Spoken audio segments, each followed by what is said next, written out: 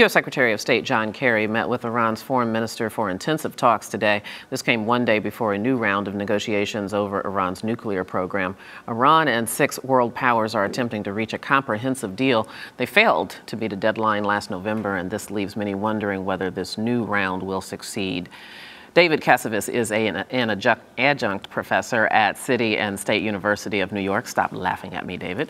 He's also the author of the book, The Thomas Carroll Affair, and he's here in our New York studio. It's good to see you. How are you? Good to see you again. Of course, they missed that deadline. They did vote to extend it. It's been extended, I believe, to July 1st. Sort of give us a little bit of a roundup of the primary goal of the talks today. I'll start by saying I think it's the 30th of July. Okay. And you laughed at me and corrected me. You're batting 1,000. Exactly. And the segment's over. Thank you so much for being here. Well, intensive is the right word to use because this is very intricate.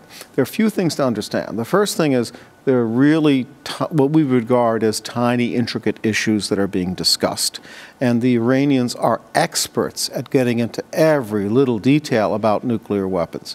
Now, the broad brush is what our people should understand. First thing is the Iranians behave a certain way. They were invaded in the 80s. They fought a nasty war with Iran. And I don't think any family in Iran was not affected by this. The conclusion they drew is plain. The one way to stop any invasion is to have nuclear arms. They wouldn't say that, they wouldn't like to say that, but that's what everybody thinks. A good percentage, even half of the country, was occupied at one point. That's awful.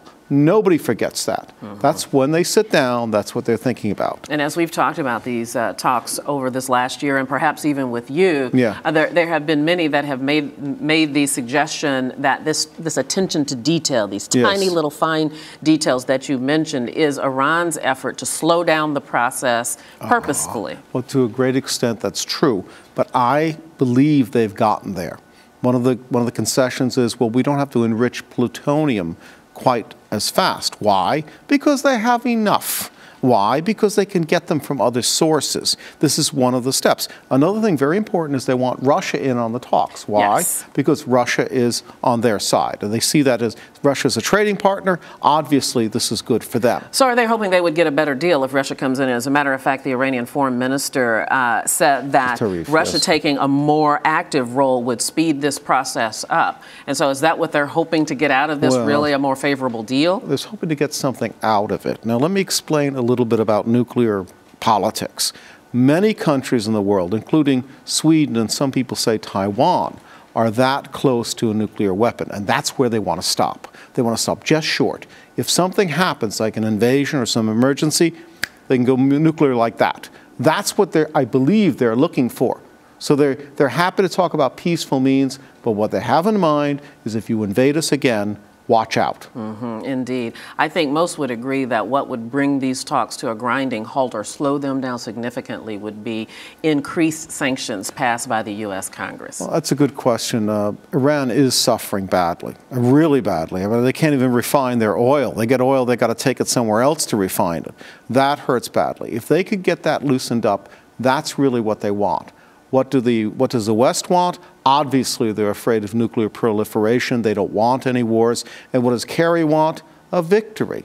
The Secretary of State devoted himself to the Palestinian-Israeli peace, and people told him, look, you can't put all your eggs in one basket. Do you really want to leave the post of Secretary of State without having any victories? Sometimes victories are small victories. You accomplish something. That's what he's got to do, and he's throwing himself into this. Will he do it? I don't know. Well, it would seem that as he's trying to do it on the other side of the world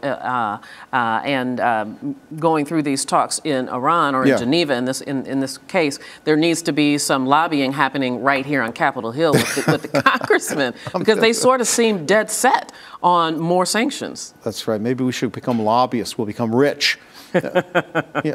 Look, well, that's a conversation of a whole other kind. People have constituencies. You have a Jewish constituency here. Maybe you can't do anything.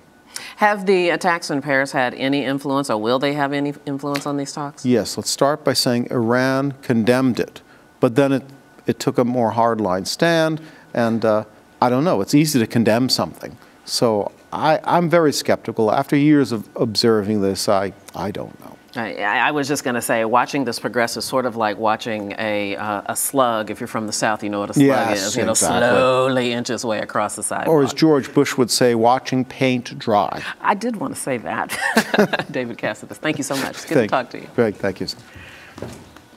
And this is Arise America. Yes, right there.